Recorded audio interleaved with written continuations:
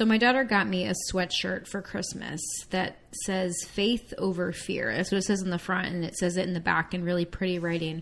And there's a Bible verse on it as well. But that phrase has just been coming into my head a lot lately. And so today we're going to reflect on what does faith over fear mean actually for us. And we're also going to be talking about the tricky ways that fear often shows up and masks itself, because fear doesn't always look like fear. It doesn't always feel like being scared or afraid. It can show up in other tricky ways. So we're going to talk about that, how it affects your running, and all the things today. So stay tuned.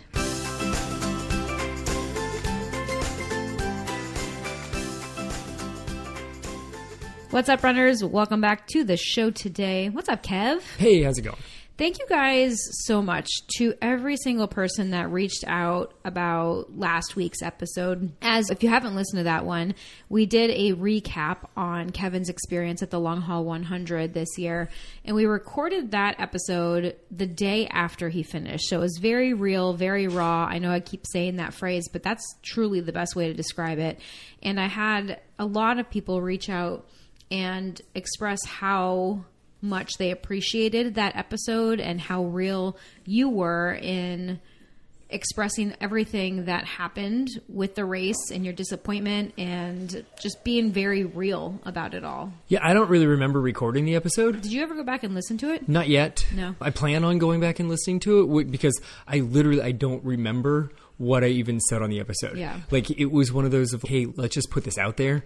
You said it sounded good. Yeah, I haven't gone back to listen to it yet either. And this is one of those episodes that I do want to go back and listen to because full transparency, normally I don't listen to our episodes, and I know you don't really either. You listen to the ones that you're not on. I listen to the interviews that you do with other people. Yeah, and I'm on all of them. So I don't usually listen. It's funny because I've got other friends that do podcasts, and they're like, yeah, I listen to every single episode of mine. And it's just not something that I do normally. I have gone back and listened in the past, but this is definitely one that I would want to and plan to go back and listen to. I just haven't had a chance this week because it's been a little nutty around here. It's been a lot of a week. I'm still trying to get through recovery from that race, mentally, physically, and I have not run a step yet. Yeah, so why don't we actually, why don't we just give them a little sneak peek of in real time how you are recovering from this race 1 week afterwards and what you're actually doing.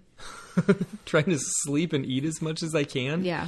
Which is funny because I haven't run yet. And so a lot of people are like, well, if you're not training, if you're not racing, if you're not putting in the running, why are you still eating? And there was a fairly recent study that came out that suggests that if you're running that far, that your metabolism's still working in like super overdrive a full week afterwards. Yeah. I'm still doing that. At least. It's possible even longer, right? Because it really does take your body about a month to fully recover, 3 to 4 weeks to fully repair all the damage that was done, especially in something that long and grueling like what you experienced last weekend. And fuel is what gives your body the necessary elements that it needs to repair itself. Like, this is the thing that so many people don't understand. They just think that food is fuel and food is energy, and I'm not really doing as much physical activity right now. I'm not doing as much exercise, so I don't need as much fuel, but your body's still repairing, and it needs the building supplies to help rebuild your body back to at least as strong as it was when you started, hopefully a little bit stronger. Yeah, that's why so many people fall behind on calories, not on the day of their long run, but on the day after. Like, especially if they take a recovery day on the day after their long run, they don't eat that much, but you still need it. So I had an absurd long run. So it's a solid, the study that they did showed that you were still burning twice your normal rate 7 days later. And then it starts falling after that. Yeah. But they were showing it double the burn for 7 days. That's a lot of food. Yes. So how do you feel like you've been doing with that? Eating more? Better on some days than others. Like, I think I was pretty strong off the bat. Yeah. And there was a day in the middle of it that I'm like, I did not eat enough food on that day. But in general, I think I've done pretty well. So are you on your road to getting jacked now? My feet are functional that I think I can actually be on the road now to getting jacked. I've not... You could probably start lifting, though. I could definitely start lifting. Yeah, I probably could have started lifting already. No, I disagree with that statement because you don't want to be like breaking your muscles down right now because they're still repairing themselves. But you could definitely start doing some movement movement and mobility. Yeah. To get your body ready to do some strength training. Yes, I could. If we were together over the weekend, then I would have asked you what are productive things that I could do in the gym, and you would have given me mobility. 100%. The answer is definitely mobility. The doctor would have given me a workout. It would have been great. For anyone that is recovering, or you maybe have a race coming up and you want to know what should I be doing after this goal, long, hard race that I'm about to do, the answer is move your body as much as you can. Yes, you need to sleep. Yes, you need to eat a lot, but also move without working out. This is where I think the distinction is. Just getting in movement, like walking, mobility, gentle movement for your body is a great idea after something like this. All right, so today's topic is faith over fear, and I feel like this is very applicable to your race and the things that you went through last weekend. I also think it's one of these things that I know I'm feeling and want to address, and believe me, this is not going to be a political podcast. I do not talk about politics or do politics. I don't know what that means, really. I don't do politics, but politics. I wouldn't consider myself a political person. Obviously, the state of the world matters, and what's happening is definitely affecting me and the collective as a whole. And if you feel a heaviness and confusion and overwhelm and just sadness, I think that's what so many of us in the collective are experiencing right now. And there's a lot of fear. There's fear in the world. There's fear in the United States and what we're seeing on TV and on social media and some of the videos that are happening and some of the things that are happening in this country and in other areas around the world. And there's things that are happening all the time, I know. And it's also, there's a lot of fear-based marketing in social media. And people, most of it. Yeah. People are always pointing out all the ways you're doing it wrong. And I think this is just overall leading to huge amounts of information overwhelm and anxiety and uncertainty and just all sorts of fear. And you might not identify it as fear, but that's what is happening to a lot of us right now. Because the fear-based marketing, you're like, oh, I'm not scared of the marketing. But literally, it's FOMO. It is fear of missing out. Right. Or fear that you're doing the wrong thing, or that you're not doing the right thing, or that there's a better training plan for you, or a better supplement for you, or all these other things that you need to be spending tons of money and time on because they want to sell you something. Right. You mention a certain topic around your phone because it's listening to you, and it will start excellent spooky voice. It will start giving you ads about that thing, giving you two completely different answers to that solution. Yeah. How are you supposed to know which one it is? Because both of them are saying if you do it the other way, they're not saying theirs is necessarily best. They're saying the other way is wrong, is usually how a lot of the marketing goes. That's designed to make you feel this uncertainty, and then you're clinging for whatever the safety is. Yeah, because fear is actually a human response to uncertainty. And unfortunately, life is uncertain most of the time. There are most things in our life I don't think we can approach with 100% certainty. And I think that's even more true nowadays with the culture that we live in. And so this episode is not about pretending that this doesn't exist. It's not about telling you that just faith over fear. You can do it. Just muscle your way through. It's about choosing how to respond to it, because faith isn't the absence of fear. It's the choice that we make when fear shows up. To me, you can't really have faith unless fear is present. In a way, they're two sides of the same coin. No, you have to have, if there's not something to be fearful of, then there's no really a need for the faith. The same thing with courage. Yes. You can't have courage in the absence of fear. Yeah, you're not so brave. I'm not brave to brush my teeth. I'm not afraid of that. So brave of you. I'm so proud. Oh, I'm going to go to bed tonight. That's not a fearful thing. I know for a fact there's not a monster under my bed. I actually have pretty good certainty in that one because I check every night. And so I feel good about that. But when I was little, going to bed meant that I had to come to my room and then leap from 4 feet away because I wasn't sure. So then going to bed required some courage. Yeah. Do you think that faith is the opposite of fear, or faith is the opposite of uncertainty? Or is it somehow both? I think it's definitely uncertainty. It's what you just said. Faith is not, it's not the opposite, because it's not a lack of, so it's not the opposite. Faith is what is one of the options that we can choose. Yeah. Because it's not the only option. When fear shows up, there's a lot of responses we can have. Mm-hmm. Faith is just one of the more positive ones that we can take. Yeah, so let's talk about the ways that fear shows up. Maybe some of those tricky ways that aren't just feeling afraid, because we all can probably recognize when we feel afraid or when we feel scared and name that as fear. But fear, most of the time, I would argue, shows up in other ways. One of the main ways that I think it shows up for me, and probably a lot of you out there, because I feel like we runners have very similar personalities, is overthinking and overanalyzing. We are afraid that we're not going to get the results that we want. So let's just go ahead and tie it right to running. You are worried that you're not going to get the results you want, and so you overthink it. You try to find the perfect training plan. You are scrolling, you're researching, you're doing all sorts of overanalyzing. You are overanalyzing how you feel on all of your runs. You're wondering if your strength exercises are the best, so you spend hours looking up things on YouTube or on Google and all of these different things. Or you're afraid of getting injured, and so you're looking up as soon as that pain hits, or you're starting to feel a little achy or a little niggle, you're on Dr. Google trying to figure out how to diagnose whatever's going on and find exactly how to treat it before it turns into an injury. So there's a lot of overthinking and overanalyzing. All of those things, I think, mask that fear and the uncertainty. So it's like fear of the unknown. Yeah, it's trying to feel like you're getting something done. You've got a good one on here of control disguised as productivity. If you're looking for the perfect training plan, you could spend hours and never actually tie up your shoes, like still just searching for what the training plan is. Yeah. Like the more precise you think your pace needs to be on that run, the more you're like, oh no, that's just giving me control over it. Then I know I'm doing it right. No, your body has no idea what the difference is between running an 8-minute mile and running like an 8:05. There is no difference between these things. They are all the exact same pace.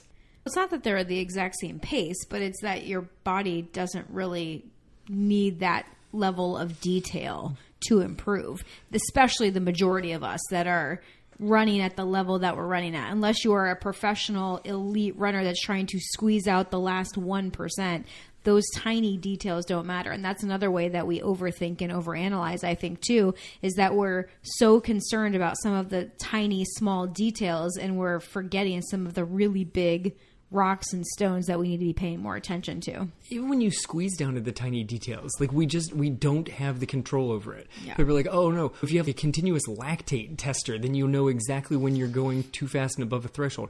I've seen lactate threshold graphs.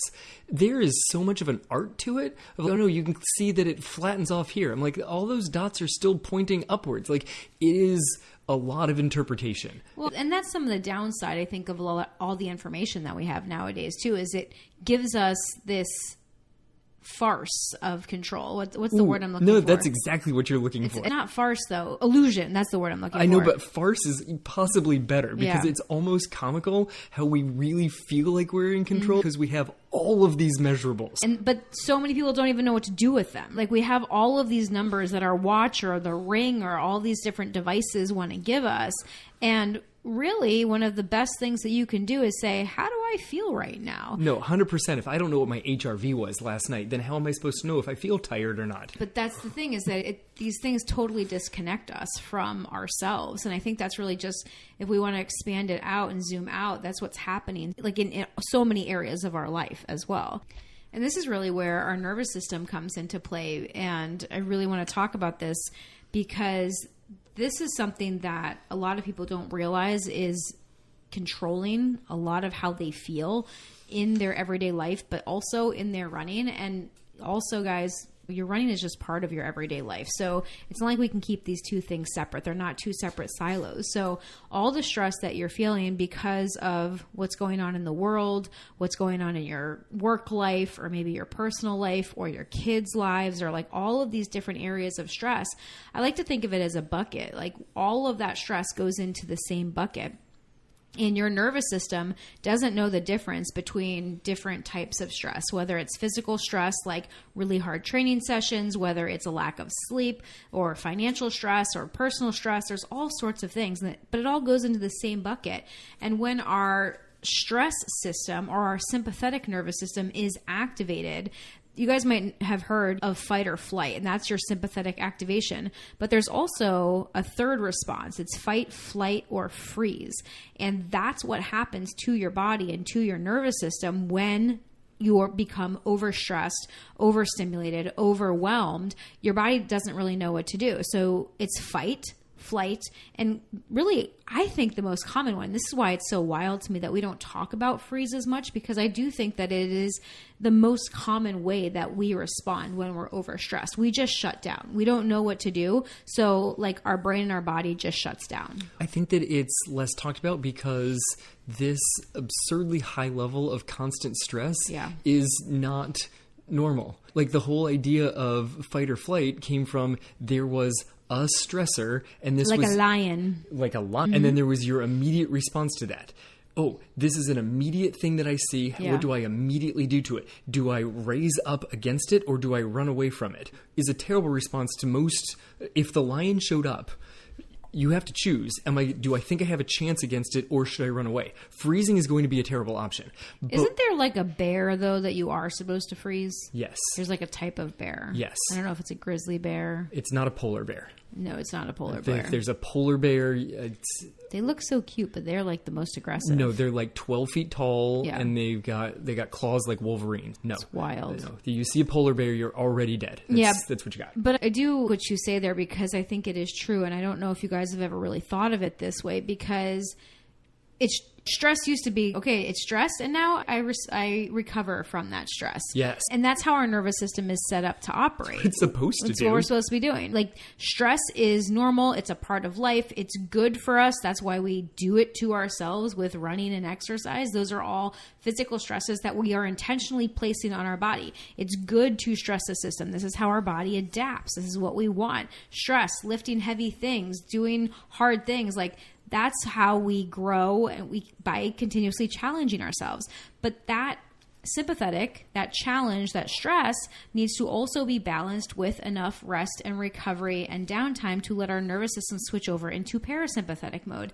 And with everything that's going on and how these devices are right here in our hands all the time, giving us notifications of horrific things happening in the world, or of people needing us or needing a response right now. Like even some of the studies that have been done on people that work from home, or just the fact that we have computers and phones with us all the time, and they feel like no matter what time of day it is, they need to be responding to work emails or texts or things like that because they've got the devices with them. So just that alone, you're just on call all the time. You never actually actually have downtime. And that's not how our nervous systems were designed. No, you used to actually there's homeostasis. There's a middle level where you feel like you're fine, you're in control. And then there would be a stress that sort of pushes you like above the line. You would respond to it, and then your hormones would all kick in, and it would bring you back down towards baseline. Yeah. And then it would help you over recover, that you felt even like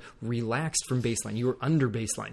We don't ever get to that. Mm-hmm. Like our baseline is just elevated. We're like, oh, this is just how I feel. No, it's not. That's higher than you should be at all times. Like the whole idea of high strung is because we've literally taken our baseline where we should be at and lifted it. Yeah. So we are up higher at all times. Yeah. So maybe it's overthinking, maybe it's overanalyzing, maybe it's waiting for the perfect plan or Googling, trying to find the perfect plan. Maybe it's that control that you're trying to extend.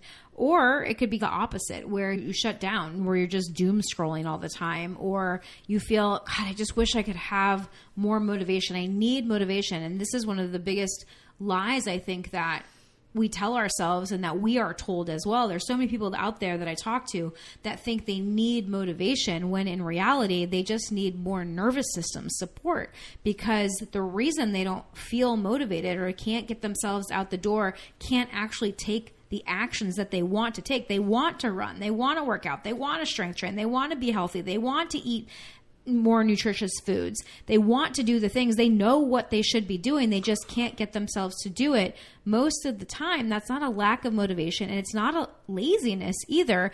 It's nervous system overwhelm. It's complete overload. And so you're just shutting down, and you just go back to the comfort zone where, I just can't take one more challenge. I can't do one more hard thing because my nervous system is already overloaded. And any change from what you're currently doing, your body sees as a new challenge. Right. Whatever it is. And a threat. And we're all like, oh, but just start really small, make it as small of a step as possible, maybe just have a little bit more protein during the day. Don't even go out for a run, just add 10 minutes of walking during the day. Pick a smaller starting point. But if you've reached the point of paralysis, it doesn't really matter what that starting point is. You're like, that's new, that's different, I'm not doing it. I'm not leaving my comfort zone, I'm here.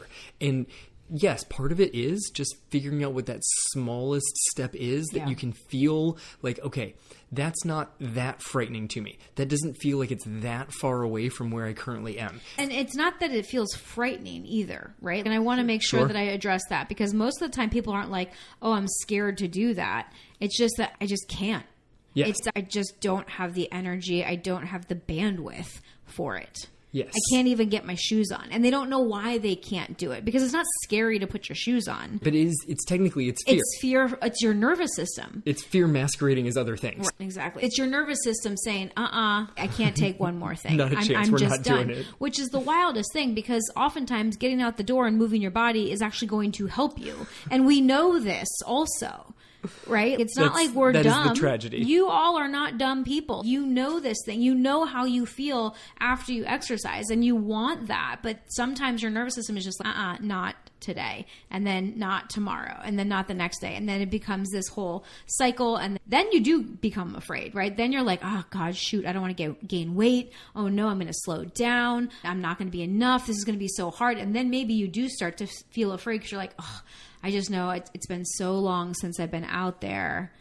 It's going to hurt a lot for me to get back into this. When you first start, it's not going to feel great. Yeah. Like when you first start running, it doesn't feel good the first few times. It takes a week or two to start feeling okay on your runs. Do you feel that way after recovering from this, or have you in the past, like when you took this downtime after these long races, were you afraid of what it would feel like getting back out there? Yes. Yeah, I would like to go run right now, but I'm also a little nervous how that's going to feel. Exactly. Yeah, maybe it's not afraid, but I'm like a little nervous. Like, I don't really want it to hurt that much. Yeah, but what is nervous? That's just like a prettier word for afraid. Right. Like, I don't want to say afraid. I want you to say that, though, because, again, these are the ways that our brain lies to us, and that we lie to ourselves, and we don't recognize it as fear. You're like, oh, I'm not afraid of it. I'm just a little nervous. Just a little nervous about it. Or I'm just like not looking forward to it. Sure. That's another way. I actually kind of am looking forward to it, even though I am a little nervous about it. I also don't want to wake up super early because it's going to be cold tomorrow morning. Florida cold, but still cold. How cold is it going to be? I don't know, like 40, upper 40s. I'm running tomorrow. It's going to be cold. It is. Oh, goodness.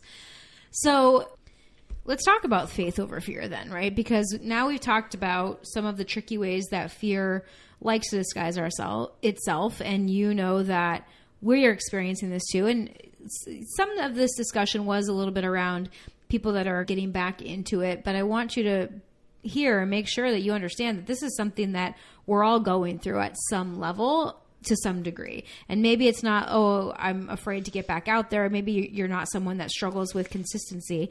I know that. I don't struggle with consistency at all. I'm a very consistent person. But fear for me shows up in other ways. I think one of the big ways that a lot of runners, fear shows up for us is fear of getting hurt. Like not wanting to overdo it and then lose out on that consistency. So then essentially fear creates you training in an overly cautious state? It can. Not for me. But that's the idea. If you train in a manner that you won't get hurt, you're essentially always going to make sure that you're underdoing it. Yeah, but you're training with one foot on the brake. Yeah, because there's something positive to never pushing yourself like to the brink day upon day. Well, it's not a good idea. But even on like hard workouts, there's something to be said for leaving an extra rep in reserve, leaving 2 extra reps in reserve. Mm-hmm. But if you never really push yourself, if every day you're extra cautious and thinking about, I need to pull back because I don't want to get hurt. Yeah. That's never a good way to train also. Like that's the setup to this guy is if you're skiing down a hill, the last thing that you should do is think about avoiding the tree. You never think about avoiding the trees because the first thing you're going to do is hit a tree. Yeah, nobody wants to do that. Like you don't want to think about avoiding the injury. Yeah, for me, fear shows up as not signing up for races. Ooh, it's been a while. It has been a while. I did the 5K. Christmas 5K. I am planning on signing up for races this year. But I think that's one way that I protect my ego because I'm afraid of putting in the work and then not getting the results that I want. So I guess it's that fear of disappointment that sometimes shows up for me, because I also think that it depends on how often we're flexing that muscle in how many areas of our life as well. And so for me, I'm flexing that muscle of like disappointment, like overcoming disappointment in other areas. And so there's some areas where I'm just like, nope, I don't want it there. That area just needs to be like my consistent, steady, we're good to go there. Yeah. So it's like you're avoiding the potential negatives of running a race because you have enough areas where you're stepping outside the comfort zone. Where the comfort zone is definitely getting challenged and there's definitely failures happening, and then I pick myself up and we keep going, and that's what happens. And so I think that's also something that we modulate without even realizing it sometimes. Oh, okay. So people have asked me, I was just asked again about my race last week. Yeah. And they were like, the person asked with great intention, did you win? And I said, no. And she goes, did you get second? I said, well, no, I got 11th. She goes, oh, but did you finish it? That's good. Like, she then immediately backpedaled all the way to, you did cross the finish line. And it's okay, yes. And this is very much not a runner. She's very sweet and was just asking, genuinely thought I'm superhuman and therefore did you win? Mm-hmm. It was a logical question. Because you always win the 5K. So they just assume that you win races. Yes. Like you're a runner that wins. Yes. It doesn't matter what length of the race. Which is bonkers to me. Which is adorable. And so what I've tried to come around with, and what people are like, oh, you should be really proud of yourself and all these various things. I'm like, I am. And what I'm most disappointed about the race is that I started getting nervous about what the clock was going to say at the end. Yeah. Instead of just enjoying the whole experience. When did you start getting nervous about that?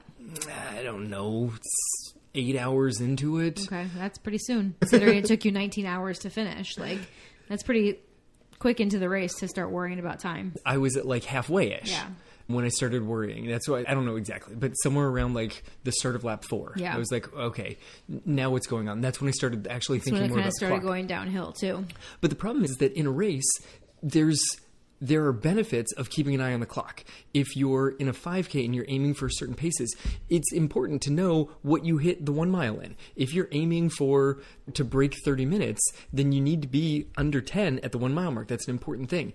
If I'm fueling every 40 minutes, I need to keep an eye on what that 40 minutes is. So I'm constantly checking the clock. It's useful, but then I had to tune out from what that clock actually means to me. So I have to separate myself. So one of the things that I've really gained from this race of a positive of let's leave the fear behind is I really just want to go back and run these races to have more fun, to enjoy it.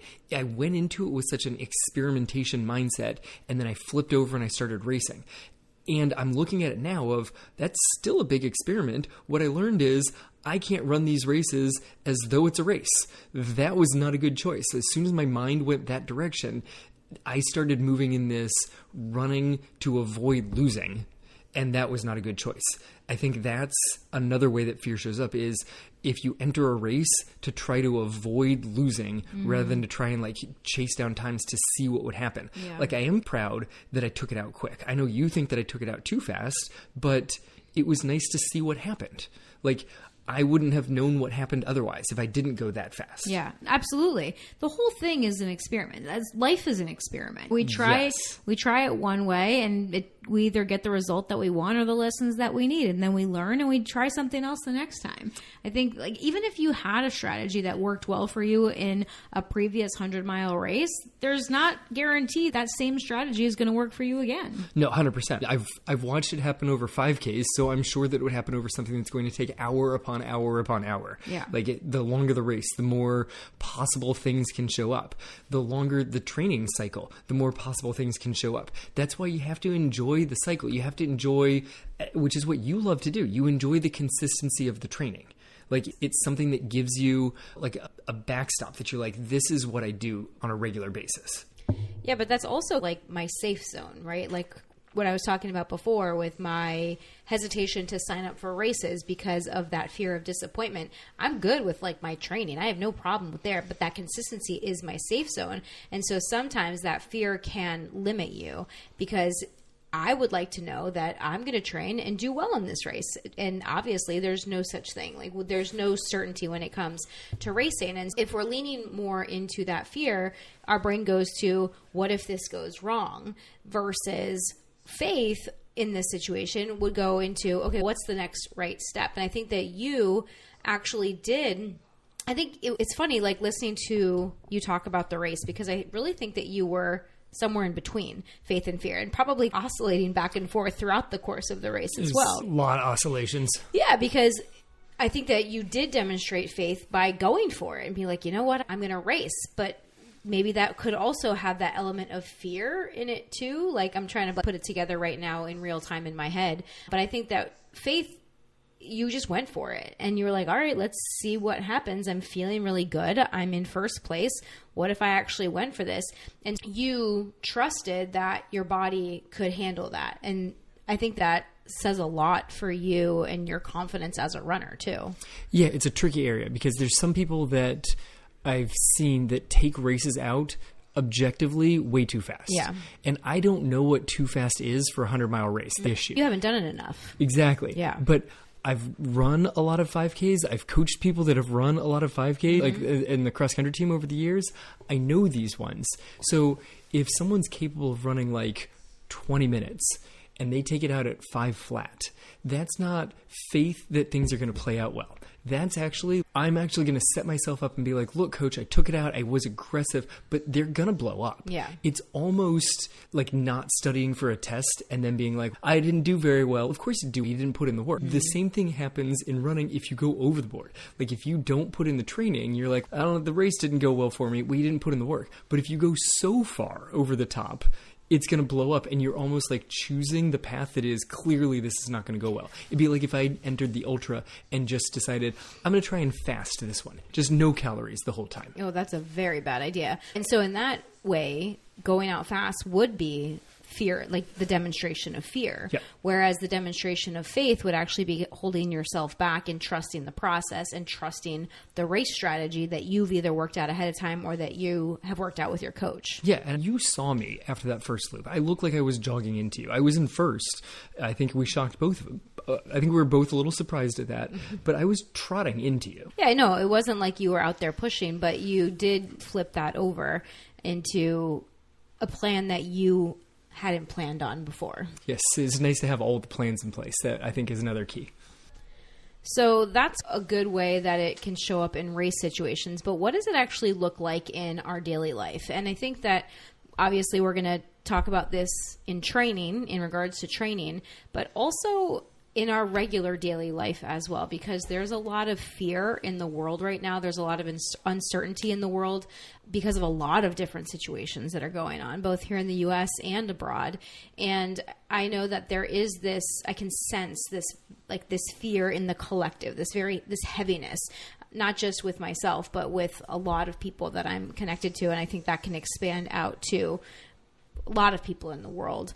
And so what does faith over fear look like? So fear, like we already talked about, looks like overthinking, overanalyzing, doom scrolling, just staying frozen, not doing anything. Faith looks like showing up anyway and taking imperfect action, choosing that consistency over intensity because you trust the process when it comes to your training.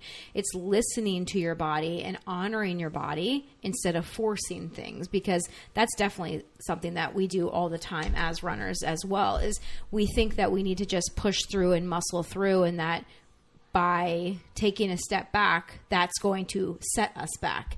And a lot of times taking a step back can actually help us move forward because we're trusting the process and we're zooming out and having faith that this is the right way to go.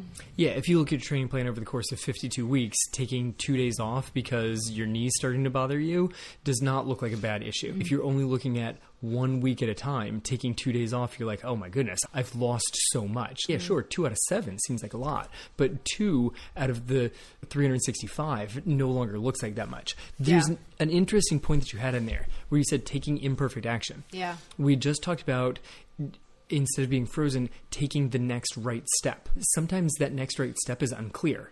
Sometimes you don't know what the right step is. So you just have to take a step. Yeah, and as long as you're not purposely taking a poor step, as long as you have some reasoning behind it, you think that this could be a good step. It might be the right step. Yeah. I think that's where the imperfect action comes in. I agree. It might be right, it might be wrong, but there's a wise reasoning to it. And you like your reason for it. Yes. I like that too as well. And again, that goes back to trusting yourself and having faith that you do know what's best for yourself. And I think that is very hard for a lot of people. I know there's a lot of people that come into our coaching program that haven't developed that trust with themselves, and they are constantly overanalyzing, overthinking, questioning things, and they've never learned to actually trust themselves and trust their decisions.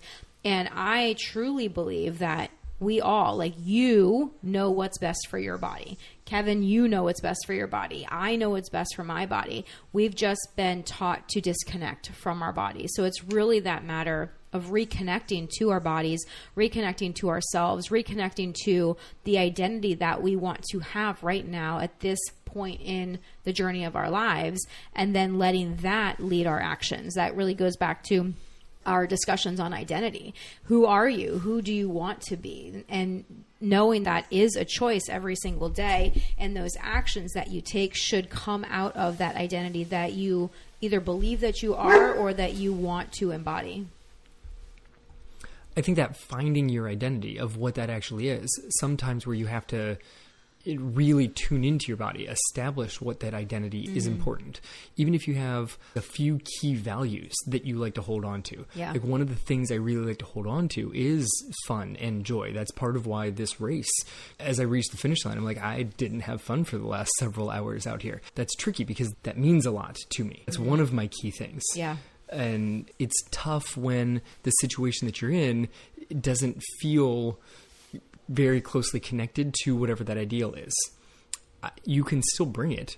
I was not having a good time out there, but I could have just flipped it. Like, it's really up to me to be like, is this going to be fun or not? Yeah. When I'm going through aid stations, the music is going and the lights are going, I could have had a lot more fun there. I chose not to. I disconnected from my identity and became, I'm just going to grind through it. And that separated me from me, which I think then made the race not feel as good. So how do you think that connects to faith over fear? I think I was trying to abandon my own identity. And I think that is... Consciously? No. Yeah. No, not at all. I don't like that identity anymore. I choose against this identity right now. Like, I don't think that's how it works, but I think that there was a... But did you realize that you were being grumpy and that you weren't having fun and you weren't choosing joy? I knew I was being grumpy, and I didn't... And as dumb as this sounds, as I was being grumpy, I didn't then disconnect from, you've lost the fun. You've lost the joy. Yeah. Because every once in a while I would run with people. I would chat with them every once in a while. But if I was solo, I would quickly regress back into grumpiness. And that's not helping me. No, it's not. But it's funny though, because sometimes we do choose the grumpiness. Like, I know that I've chosen that in situations before. Even though I consider myself a joyful person, an open person, there are definitely times where I'm just not in the mood. And I do choose to just be petty or grumpy, or... I choose the pettiness. Right? Like, sometimes we do choose that. And it's not... I wouldn't put that as part of my identity, but it is a choice, even when we're not acting that way. I'm not really sure how all that connects to faith over fear, but it does connect to identity. It definitely connects to identity, because sometimes we consciously choose the path that is not us. And then as you're heading down that path farther and farther, you feel more and more disconnected from who you are. Yeah. Oh, I've got actually a good real life example of this, because I think that for me, parenting would be like a really good example of this. And a lot of times throughout the last 16 plus years that we've been parents, that we've had to choose faith over fear, where we have no idea what we're doing. And we think it would be so much better if they came with a handbook or some sort of manual. Yeah, but who's going to write that manual? Let's be real. I don't know how many people I would trust to write the manual. Very good point. So that's really what parenting is, right? Is just trying to figure it out along the way and doing your best, because there are a lot of scary times when they're like when they're babies and you have no idea what's going on. They can't communicate with you. They're just crying and you're like, I don't know, is something wrong? Like, how many times did I check the monitor? Kevin, is she still breathing? Did you Maybe you should just go back in there and check. And it's no, we have to have faith that the child is still alive and that we can go to sleep now. So Well, like small examples like that. Their chest is rising and falling, so maybe we should go to bed now. Yeah. And then when it goes into the teenage years and things get a little bit more complicated and they have a lot more to say and a lot more of a personality in their own lives, and they're trying to figure out their own identity. And my role as a parent starts to shift. It's no longer about telling them what to do or not even necessarily showing them the way, but trying to guide them and support them almost from behind in some ways. Yeah, it's a lot of support in trying to help them build their identity, figure out what values are super important to them. Yeah. And it'd be nice to be like, these are the values that should be super important. But because they're the ones that are important to me. And you just hope that your kids are going to take on the same things, but they're individuals that can believe their own things. Yeah, 100%. And it's just so weird. There's so many like key values that a person can absorb. And a lot of them are very related. It's like, you didn't put that one as your first one, but it's related to what I think. Like they're all important values. They're all key values. Yeah, but then there are like situations, especially with teenagers, that you're like, okay, they did this thing. Should I punish them? Should I let them get away with that? Because the fear that speaks up there is, I don't want them going down the wrong path. I don't want them making the wrong decisions. Like maybe they need some sort of like punishment in order, like so that they learn this lesson.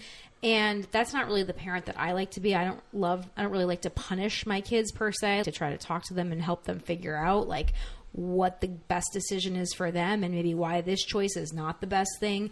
But it takes a lot of faith to do that too, because I don't know what's the right decision in the moment. And then things that I've done in the past, they now are telling me that I got wrong because they're bringing certain things up. And I'm like, oh, I thought I handled that well, or I thought I did this well, and they perceived it a different way. And so now I'm like second guessing and questioning the way that I've been parenting, and which isn't really a helpful thing. Like it is in one sense where you can reevaluate what you're doing and make sure that you like your reasons and you like the way that you're running things. And I also have to have faith that like I am a good parent. I do believe that I am. And I know that I believe that my kids are good kids and they're going to make the right decisions. And they're also going to make mistakes. And they're also going to need to learn lessons just like I did when I was younger. Yeah, if you want to go to less running, but more like general health, your approach towards health in the nutrition aspect can change also. Yeah. If you just look at nutrition advice, it swings on a pendulum of we need to make sure that we're eating a lot of whole grains. We want to make sure that we're not having very many carbs and we're taking in a whole lot of protein. Fat is not good for you. Fat is good for you, but it depends on the type of fat. And there's all these things, they swing back and forth. Just in our lifetime, eggs have been both the best and worst thing that you could possibly eat. And it swings back and forth continuously. So saying that you want to eat in a healthy manner does not mean that you're always going to do the exact same thing. You're going to try and keep up with what is the best practice of healthy eating. But also maybe not, right? What you think is the best. But I think that there's a lot of fear mongering out there too, especially on social media, especially when it comes to nutrition, that is going to let you know that all of these things are bad for you. Like you can find a video that water is bad for you, that tomatoes, that eggs, that oats, every single food practically. I'm sure there's some influencer or some personality on the internet that will tell you that this thing is toxic and you shouldn't be eating it. Yes, the angle that I was going with is just because you change your mind on whether you want to eat a certain way or not doesn't mean the way that you did it before was a terrible choice. Yeah, because we make the best decisions that we can with the current information that we have. And that is really showing that you are an individual that's willing to learn and that's willing to grow and that's willing to change their opinions. And I think that I personally think it's a negative thing when people don't change their opinions, when they're just completely steadfast and they're unwilling to look at other information and to change. I see that as a limited mindset. And I personally value a growth mindset. And I value when people can take in new information and based on that new information, change what they think about certain things. I think that's actually more of a place out of faith rather than fear. Yeah. Fear clings to it and saying, this is who I am. This is all that I can do. I can't possibly change it. Yeah. And whatever evidence is coming at them, they cling to it because they're scared to change. Faith says, this is this is the best practice, but if something new is presented to me and I trust the source and I believe it, I am willing to change my mind because I am going to live in the most healthful manner, not just following people because they tell me that this is bad and scary, but I truly believe that I need to make a different choice because new information is presented. Yeah, and I think that goes back to having faith in yourself and trusting yourself to make the best decision for you and try to, yes, take in new information, but also block out a lot of the nonsense and the noise that is surrounding you. Okay, I think we've had a great discussion about faith and fear in different arenas, in different directions of how it can show up. Do we have actionable steps of, given an uncomfortable situation, given something that questions we can ask? I know you're big on journaling, but do we have something that is concrete? But like, hey, try this tool. Yeah, I think that there are a couple directions that we can go to it. And one of the first ones is just noticing when we're in fear. I think that hopefully this podcast has given you other areas that you can look at, and maybe you didn't realize that you were acting out of fear in some of these ways, like some of the overthinking, the overanalyzing, and some of the other things that we talked about earlier in the episode. So the goal really is to first bring awareness. And I think that once we notice that we are in reactive mode and stress mode, maybe we're overwhelmed and we're starting to feel that heaviness and that like all of the stress building up, we can just take a step and notice it first. That would be always the first step. Oh, what's going on here? I'm feeling very stressed.